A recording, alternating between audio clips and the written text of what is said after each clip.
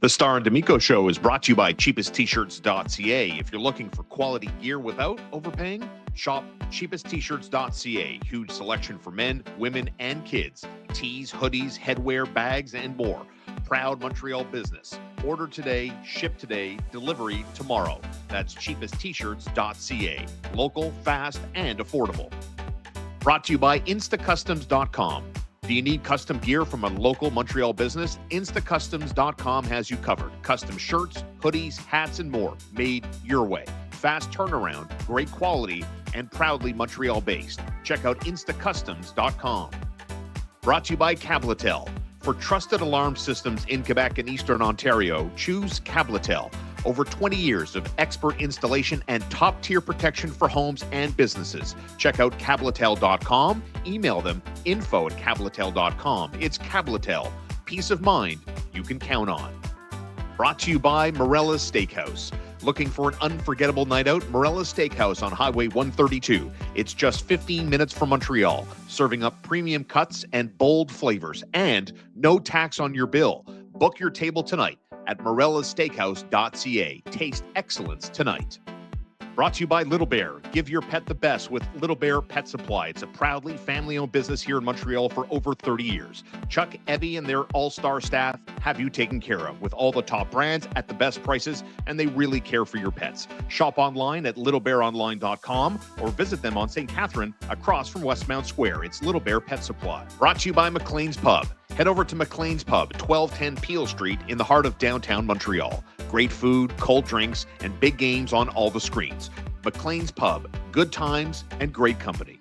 There's Marco D'Amico. I'm Shaun Starr. Thanks so much for being with us. Make sure to like and subscribe to the channel.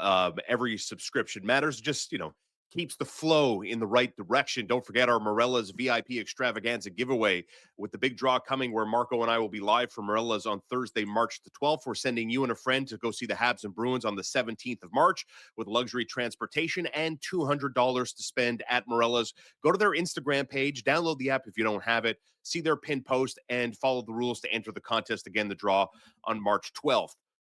Marco, with Saturday coming and going and the Montreal Canadiens skating off to a 6-2 home win, it was interesting to learn of the news that the St. Louis Blues, that we've been covering this team, man, feels like forever, about what they're likely to do. The names of Jordan Kyrou and Robert Thomas remain at the front of mind for most Montreal Canadian fans. What's the latest around Robert Thomas, and is there a connection to the Montreal Canadiens as we get closer to Friday's deadline? Well, listen, the Montreal Canadiens, I can confirm, inquired earlier this year as to what the intentions with St. Louis were. We can remember that the Canadiens were being heavily scouted by St. Louis for a long little while before the Christmas break. Peter Chiarelli was, a consistent viewer of the Bell Center, was at Laval on certain other games. So definitely, identifying players on the Canadiens, identifying players on the Laval Rocket that could be of interest. I do know that there is an interest in regards to some of the Canadiens' younger defensemen. But at the time, the price was insane. And so the Canadiens backed away. So whenever you hear, a general manager come out and say, at what price, or we're not going to sacrifice the future, that's code word for we like a player, but we're not going to pay that. And so you have to understand that the St. Louis Blues are interested in two specific players when it comes to the Montreal Canadiens. The first one, unsurprisingly, is Michael Hage. If you're going to be trading a player like Robert Thomas, Michael Hage is at the top of that list. Mm-hmm. The second, and this goes back to the trade talks they had with Kyrou, dating back to the summer, is Kaiden Guhle. Interesting. And, Michael Hage, Kaiden Guhle, you probably have to throw in a first-round pick with that and then some. Starts getting to a point where if you're a general manager, you think to yourself, that's a lot. That's a lot. And I don't blame them. I don't blame the Canadiens for backing off. And that's exactly what they did for the longest time. But from what I've heard over the weekend, the Canadiens continue to have conversations, have circled back with the St. Louis Blues in conversations surrounding Robert Thomas. And, I'm not saying they're front runners, not by any stretch of the imagination. I'm saying they're in it. Teams that are also in it. Well, Elliot Friedman pointed rightfully so to Utah. The Armstrong bond runs deep between St. Yeah. Louis and Utah. For those that don't know, former assistant general manager Bill Armstrong for the St. Louis Blues is now the general manager of the Utah Mammoth. You throw in the Detroit Red Wings into that conversation. You throw in the Carolina Hurricanes into that conversation. I know that Minnesota would be interested. I just don't think that they're going to trade to a divisional rival in Minnesota, and I don't think Minnesota has the assets that would be needed in a trade for him. So what I find interesting right now is that when it comes to Robert Thomas, the market isn't massive. But the Blues are also saying that they really don't mind kicking this down the line. And I feel like if you're the Montreal Canadiens, that's exactly what you're hoping for. Mm-hmm. And so remember yesterday when we talked about how the Canadiens either want to go big or they're going to go for depth pieces? Well, this is what I meant by big. Because it checks every box. The management has been very consistent in terms of not sacrificing unless the price is right, unless it kind of fits into their timeline, and the age of the player, the future of the player, the position of the player. And Robert Thomas is that guy. Are we talking, you bring up it's a first round pick, it's Michael Hage plus. Are we talking? Oh yeah. It's a 4-for-1 type of situation where the Canadiens, as we know, in the Noah Dobson gave part of the package included 2 first-round draft choices for Dobson last summer. Yes, and I will say one thing: Noah Dobson would have cost much more if he didn't limit the playing field himself by utilizing the power that he had as a soon-to-be free agent. He was a year removed from being a free agent, and he had arbitration rights. So Noah Dobson used the power of his timing. He basically had a year of control left and said, you could trade for me, but I'm not extending with you. And so that caused teams to back off, like the St. Louis Blues, because the St. Louis Blues had Jordan Kyrou on the table for Noah Dobson. And that deal was nixed because Noah Dobson didn't want to go west.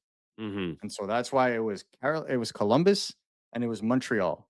Heck, Noah Dobson even nixed a deal to Boston because he didn't want to extend there. That's a Habs fan. So just to give you an idea, right? This is not the same situation with Robert Thomas. He has a full no trade clause. So, when it comes to the way that that's going to go down, I don't necessarily think it's going to be like this crazy deal. But it limits the playing field in the sense that he would have to be open to it. He'd have to be going to a team that's either contending or on the up and up. Mm-hmm. That's where the Montreal Canadiens and the Utah Mammoth come in. I could also understand it from Detroit's perspective. Of all the teams that could be in on this, Detroit and Utah, to me, are the 2 teams that have the expendable assets to make this kind of a deal happen. I think Montreal is also in there, absolutely. But I feel like if you were to trade Michael Hage, this year's first, Kaiden Guhle, and another young element, the Canadiens would be pretty bare in terms of youth coming up of elite status. They wouldn't have their first for next year. You got to think, if I'm the Montreal Canadiens, if there was a way to swap out Michael Hage with Oliver Kapanen, I think that deal gets done. I think. Now, I'm not going to point out that this needs to happen, but this is what I'm hearing. And I just don't feel like the Canadiens are in that much of a hurry to sacrifice everything. But when you start hearing that the Canadiens are looking into potentially getting a depth piece at defense, 1 + 1 = 2. Why would the St. Louis Blues want to move Robert Thomas? His age, the position, the importance of this is a nice player. This is a good player with room to grow. Why do you trade a player like Noah Dobson? Sometimes it's about contract, like it was with Dobson. Sometimes it's about fit. Sometimes it's about direction. The St. Louis Blues, for all intents and purposes, are about to undertake a shadow rebuild. Hmm. They're not going to call it a rebuild because that hurts ticket sales. Yeah. But it's going to be a shadow rebuild. They're already in the bottom echelons of the league, and their players are all there. Remove Justin Falk, remove Braden Shen, remove Jordan Kyrou. You're still a bottom team in the NHL next year with respect. They've drafted quite well, but with respect.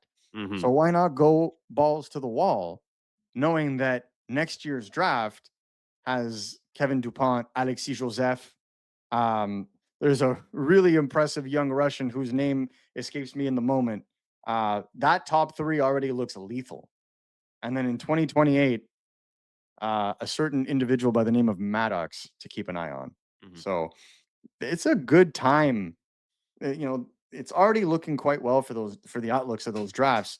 And St. Louis doesn't have an A-level prospect.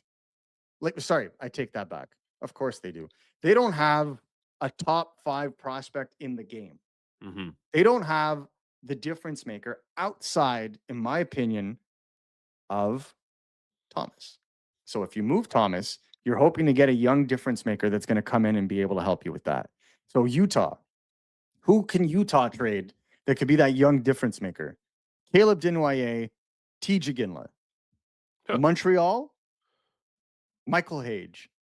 Detroit, Axel Sandin Pellikka, Marco Casper, Nate Danielson, and go on, right? Mm-hmm. That could be those difference makers. But I think the only player in value that I've brought up that I would put over Michael Hage is probably Caleb Desnoyers. Right. Yeah. And it's tight. Inside the top 5 overall, right? When Utah got him. What about what? But you see what I find interesting? Yeah. Utah was willing to entertain trading that pick. So why wouldn't they entertain trading that player? Sure. Yeah. I mean, you talk about ticket sales. I mean, try to get a bigger name, someone proven that is under contract. It makes it makes sense. I get it. You know who are friends? Caleb Desnoyers, Justin Carbonneau. Right. Justin Carbonneau plays for, or is drafted by the St. Louis Blues. Exactly. Could be a 2-man punch. Wouldn't be surprising. I'm not saying it's going to happen.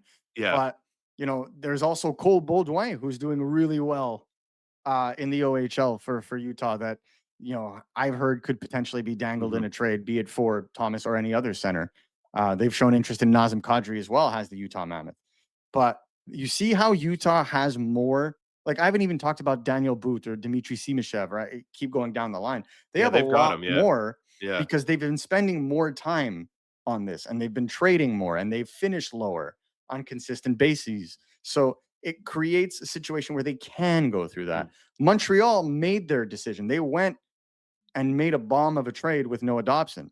Those are two, are we having a different conversation right now if Montreal doesn't have Dobson but has Justin Carbonneau and Sean Aitchison as prospects? Right. Like, probably. it's a different context. Yeah. So this is why I'm saying Montreal's got to be careful here. On one end, and this is why, for anybody who watches TVA Sport, Renaud Lavoie, excellent reporter, good friend, on salue, came out and said two things. A, the Canadiens aren't going to make a big trade, or doesn't look like the Canadiens are going to make a big trade because the prices are too high. Yeah. Well, just finished talking about what that price point could look like and why they're not involved. Number two, all eyes on the St. Louis Blues, but the price point on the St. Louis Blues is absolutely astronomical. Well, put 2 and 2 together, guys. That there's a reason why this conversation is coming out right now about the Blues and about how the Canadiens are probably just going to be looking for depth pieces. Is because the players that they've identified that they would probably like to add with term are astronomical. And if Robert Thomas doesn't get traded prior to the March 6th deadline, that's fine. Could be something that they kick down the road. But I'm not saying that the Canadiens are front runners, but the Canadiens continue to circle around this player and continue to circle around the St. Louis Blues in general. And I'm very interested to see where this is going to go. But I can tell you with assurance that the two teams have talked and continue to be in conversation. Just a final thought. I'm a little trigger shy, reluctant. I would be. 2 firsts last year, the potential of trading away another first. It's nothing new. You know? Nothing new. They've traded what? Six first round picks in 5 years? or no, 5 first-round picks in 4 years. I guess just the conversation of fine, you're gonna make that move. You're clearly making a statement that the rebuild is over and you're ready to Well, go from where you are into legit contender category. That's what yeah, that I'm says to me. sorry. You get Robert Thomas, Yeah. you are in contending category. My I 2 don't cents. I Because you have agree. 2 number 1 centers, and Yeah. depending on what you trade away, Well, that's it. The like you're Kaiden Guhle thing makes me again a little like, what about Bryce Pickford, for example? I mean, that's not they they're want an gonna need a NHL body. they're gonna need a bigger piece. And they've had interest in Caden Guhle. And Yeah. I think ultimately when you have Mike Matheson and Lane Hudson sign long term, as Yeah. long as you can replace And Dobson, yeah. that element. Yeah. Well, I'm talking about the left side. Yeah, yeah, As long yeah. as you can replace that element that he brings, that rush defense, the feistiness, then I understand. Which is why it wasn't lost on me their potential interest in the kind of defenseman that is Erasmus Ristolainen. Even though that was a very brief conversation that went absolutely nowhere once they found the price out, Right. it's just something that stayed in the back of my mind. There's Marco D'Amico, one half of Starr and D'Amico. Like and subscribe to our YouTube channel. Thank you for your ongoing support, Marco. Looking forward to the rest of the week and what develops. Here's to the Habs, swinging big, swinging for the fences, and we get to react to all that stuff. So buckle up, friends. Could be a wild ride. Thanks, Marco. Take care, everybody.